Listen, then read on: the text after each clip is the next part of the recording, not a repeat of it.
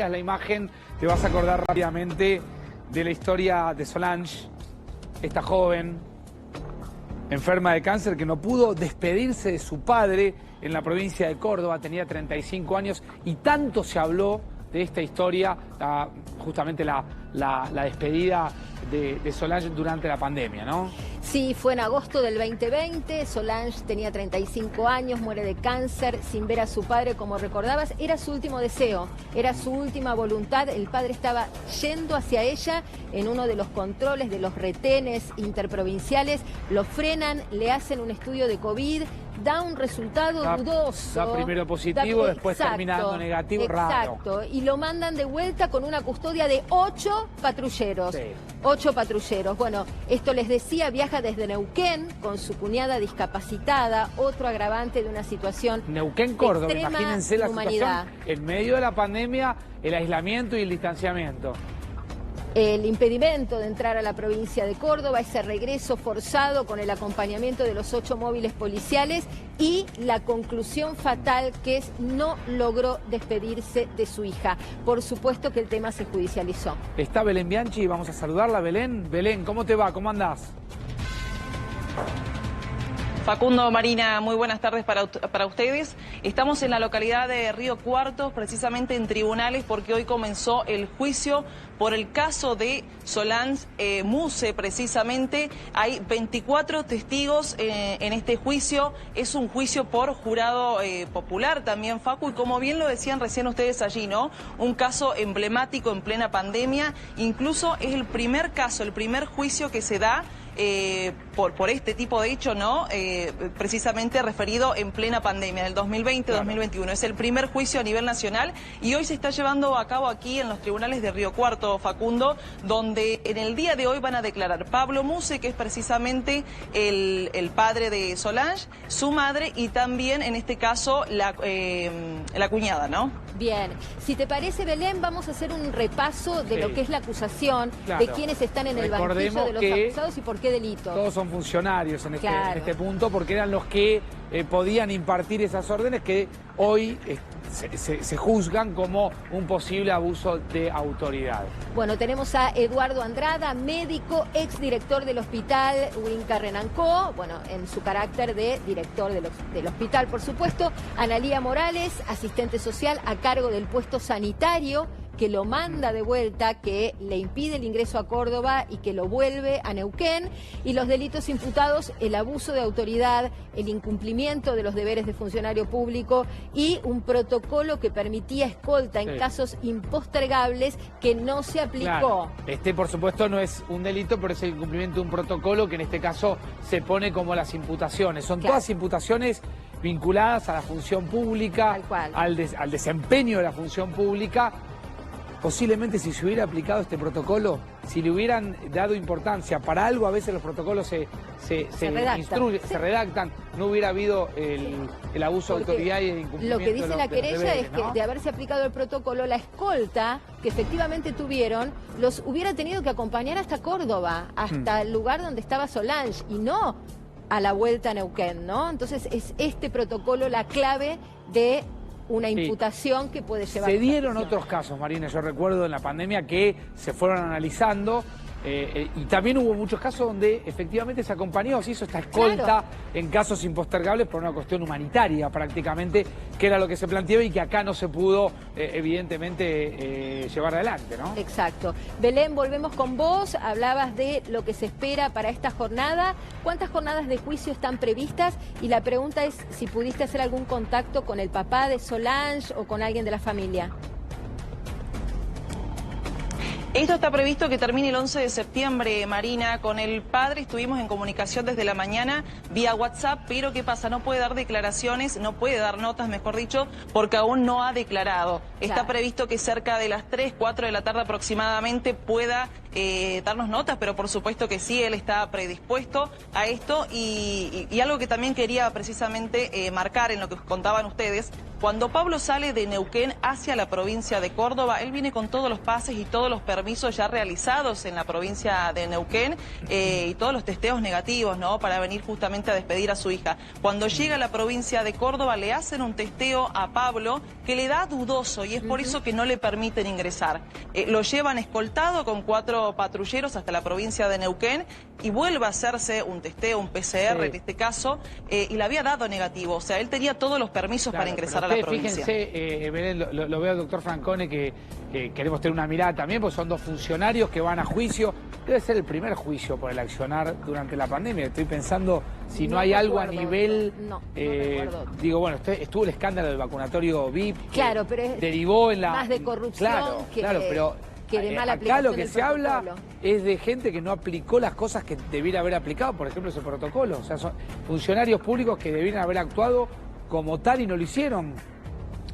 De esto, Facu, hay un montón, no es el único. O sea, que haya llegado a juicio, quizás sí, pero yo te voy a contar una anécdota personal. A mí me secuestraron el auto por ir al cajero a sacar dinero. Para que tengas una idea, me secuestraron el auto en Villa Devoto. Así que imagínate las cosas que han pasado en pandemia. Fueron tremendas. El abuso de autoridad en ese momento, quizás hoy lo naturalizamos o nos olvidamos, pero el abuso de autoridad en la pandemia fue tremendo. Pará, ¿y sabés por qué me secuestraron el auto? Porque yo tenía domicilio anterior en Aedo y vivía en Devoto a 4 cuadras, pero estaba alquilando la casa de Devoto nada más, y me secuestraron el auto. ¿Vos imaginate? No, claro, obvio. O sea, era una locura en ese momento. Ahora, el abuso de autoridad o el incumplimiento de funcionarios son delitos. Facu. Son menores. Sí, Belén, a ver. A ver, Belén. Facu, estamos con el abogado Vamos. Pablo Muse. Si les parece, les coloco el retorno así, ya te lo coloco, así no se nos corta el sonido. Y a ver ahí si nos da. A ver, ¿nos escuchan bien desde allí? Sí. Sí, perfecto. Estamos con la señal un poquito floja acá. Perfecto, Belén. José Nagy es el abogado de Pablo Muse. ¿Qué tal? Buenas tardes. Está en vivo Marina y Facundo que te están escuchando. Buenas tardes, ¿cómo le va? Doctor, ¿Cómo le va, gracias doctor? por estos minutos. Bueno, cuéntenos con qué expectativa llega al proceso oral y público.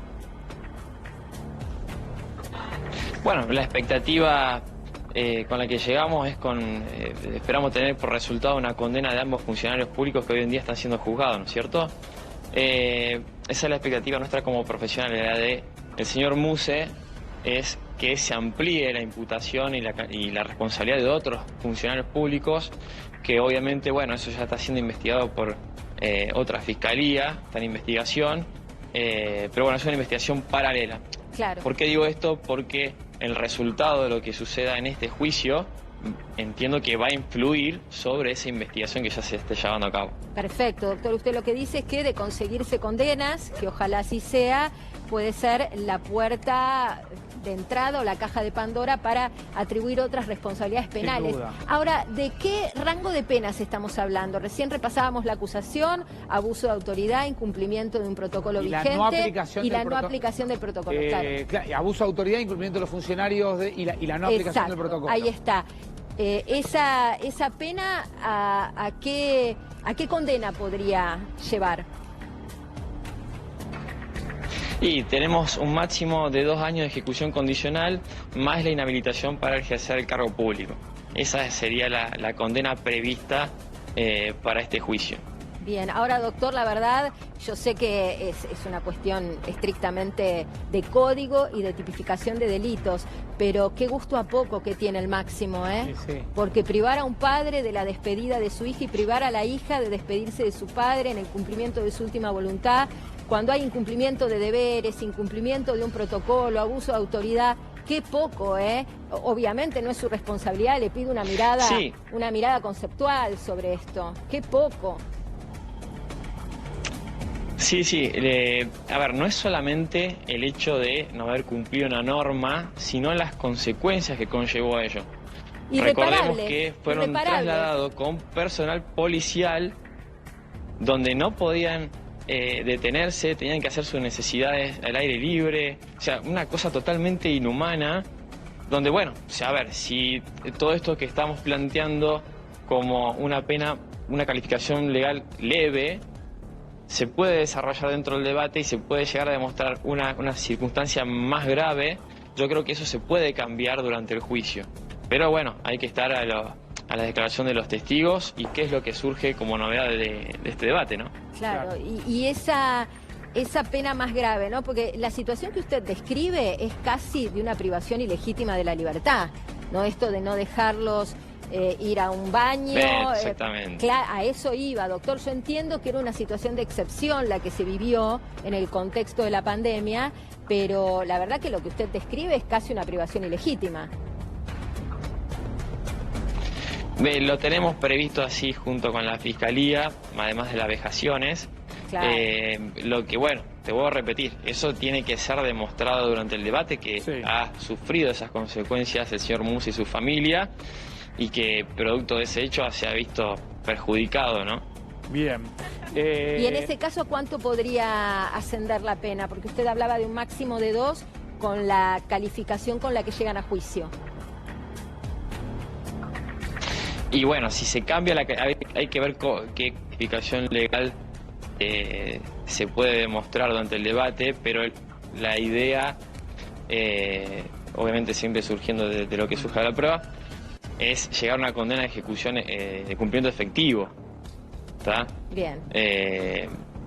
Recordemos que todo proceso penal y las imputaciones y las condenas que uno aplica derivan de las circunstancias de los hechos, las pruebas que hay, la modalidad, los participantes en el hecho, o sea, depende de muchas variables. Bien. Bien. Doctor, le agradecemos, por supuesto, estos minutitos al doctor Nagy, abogado del papá de Solange, también a Belén Bianchi. Volvemos, Belén, sí, en minutitos, volvemos en minutitos. Bueno, fíjense. Ahí está Solange Muse, que escribe en la última publicación. Su lecho de muerte prácticamente, hasta mi último suspiro tengo mis derechos. Me parece que esta es una de las claves de lo que hablábamos recién con el doctor Nagy, ¿no? Porque acá estamos hablando de los derechos del padre, por supuesto, porque Solange ya no está entre nosotros, pero ¿qué pasa con los derechos de alguien que tuvo una última voluntad, ¿no? Claro. La verdad, Gastón. Gastón, te lo trasladamos porque primero me parece bajísima la máxima calificación. 2 años para alguien que le impidió al padre despedirse de la hija y que privó a la hija del derecho de ver a su padre en su lecho de muerte. La verdad que te juro que... El contexto general es que todo lo que pasó en pandemia fue horroroso. Desde la visión, desde el derecho penal. Se cometían ilícitos en todos los aspectos, ¿sí? Y esto de ir por sobre los derechos de otro era totalmente normal y habitual, porque fue donde menos la Constitución Nacional tuvo respaldo, porque no éramos iguales ante la ley, y además, ante nadie... Además había fronteras interprovinciales, pero esto operaba como aparte, una frontera esto parecería, interprovincial, fíjate que en este caso, Marina, ellos inconstitucional. Ellos venían de Neuquén, tuvieron que atravesar cuántas fronteras, y en cada una aplicaban un criterio distinto. Pero Paco, había retenes en todos lados, era una locura, pero para otros no. Entonces... Y la fiesta de Olivos. No quería ir tan allá, pero quizás el que conseguía un permiso, se venían permisos ilegales. Ustedes recuerden todas estas cuestiones, o sea, el Código Penal se hacía una fiesta en esos momentos, y aparte detrás de eso también hubo grandes negocios. Y yo le voy a decir uno de los grandes negocios que hubo y que tienen que ver también con esto, que fue las compañías de seguro que seguían cobrando cuando no había coches y no había siniestros y no había actividad. La disminución de la cantidad de siniestros en la calle bajó hasta un 90%. O sea, vos te seguían cobrando el seguro del auto y no había... Entonces, robo de vehículos ilícitos en la calle, un montón de cuestiones que hacen a que acá se incumplió constantemente, pero muy importante fue lo que dijeron ustedes, ¿hasta dónde llegaba el derecho? Yo, por ejemplo, mi papá falleció en pandemia también, yo no pude hacerle un velatorio. Entonces, vos decís, está bien, había un protocolo, para ciertas personas cumplían el protocolo y para otras no. ¿Había un protocolo para poder despedir a alguien con una enfermedad terminal? Sí, existía. ¿Por qué lo incumplían? Porque había abuso de autoridad. Había provincias en las cuales eran totalmente feudales. Recuerden esto. Bueno, recordamos la Formosa de Infran, ¿no?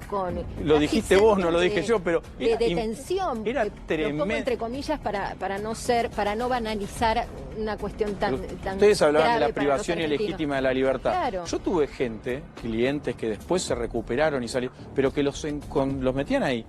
Y olvídate, no algunos han fallecido sin ver a sus seres queridos, pero otros realmente no podían tener ningún tipo de contacto. Y hoy les voy a contar algo que es impactante, y tengo un hijo, uno de mis hijos es médico, el hijo de Eugenia, y hoy diagnostican COVID, hay gente que tiene COVID. Sí, claro. Y hay mucho COVID dando vuelta, y no estamos en pandemia. Está bien que fue una cuestión mundial, pero la Argentina estuvo un año, ¿cuánto? ¿Un año y medio? ¿Cuánto estuvimos con esos? Un año y medio largo también, no me acuerdo bien. Pero vos imaginate, este hombre tiene derecho, fueron por sobre sus derechos, se incumplieron protocolos. Ahora fíjate lo que es la pena. A mí me indigna. Lo que pasa es que cuánto le digamos, ¿qué otra calificación le podés aplicar? ¿Y por qué llegaste a juicio, Facu? Porque no quisieron transar una probation, o porque los funcionarios deben decir, yo hice lo que me dijeron. Claro, me dijeron que haga esto. A ver, yo voy a juicio porque soy inocente. ¿Y hay obediencia debida acá? ¿Podrían aplicar es la orden de un superior? En un debate pasa, como decía el abogado recién, pasan infinidad de cosas, ¿sí? Técnicamente, lo que vos no podés es condenar a alguien por encima de la carátula de elevación a juicio. No coincido con el abogado ahí en ese sentido únicamente. Uno tiene ganas que pasen cosas en el debate, pero si vos fuiste elevado a juicio por incumplimiento de los deberes, no te van a poner una privación ilegítima de libertad al momento de la sentencia. Bueno, siempre, sí, estuvo dando vuelta en el imaginario. Le tiene muchas ganas y a veces en derecho, una frase que siempre retumba, no siempre tenés que tener la razón, sino que la tenés que demostrar. Claro.